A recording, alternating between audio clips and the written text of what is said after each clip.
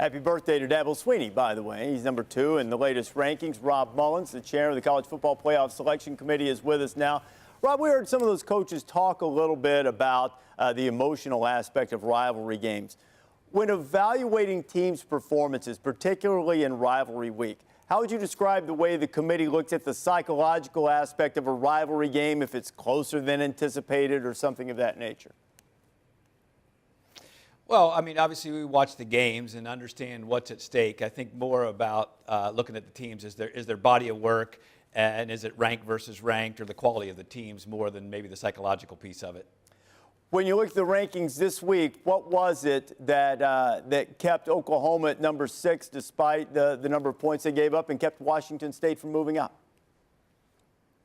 Well, we spent considerable time talking about 6, 7, and 8. Obviously, saw what Washington State did, putting up 55 points in the first half against Arizona. But again, looked at Oklahoma and that dynamic offense. And while their defense may still be struggling, the offense is carrying the day and still finding a way to win with the quarterback being so dynamic. Same could be said for Ohio State. Defense is struggling. Offense carrying the day. Quarterback has been dynamic. UCF was able to jump them. What was the committee's thinking in terms of the evaluation of UCF and its ability to land ahead of Ohio State?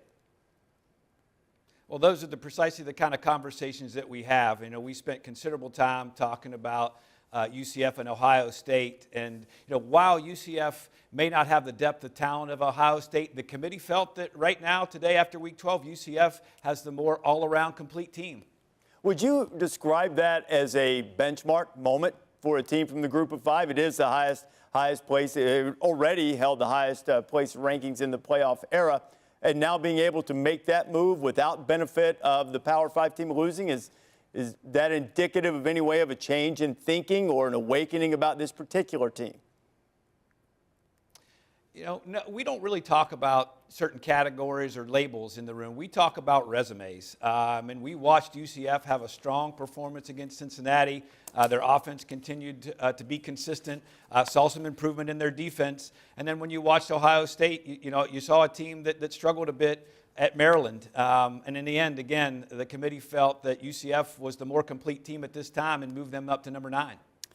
Rob, full disclosure, I do not necessarily subscribe to this line of thinking. I think Notre Dame's schedule is completely representative whether they play 12 or 13 games. Right. What's the impact of those who think that, okay, the Irish don't have to put themselves at risk in a conference championship game? If they're undefeated, I imagine it won't matter, but how does that impact the evaluation of a team that's not in the conference championship game? You haven't had a couple of playoff teams the last couple of years that didn't play in them. Right. We just look at the full body of work, and when you line up the two resumes, whether somebody has 12 games or 13 games, you're looking at the full body of work and what they were able to do inside of that schedule, no matter, what the numbers were. All right, Rob, a couple more meetings, my friend. Look forward to talking to you next week, and then certainly on Selection Day. Thanks for being with us. Great. Thanks, Rece. Happy Thanksgiving to everyone.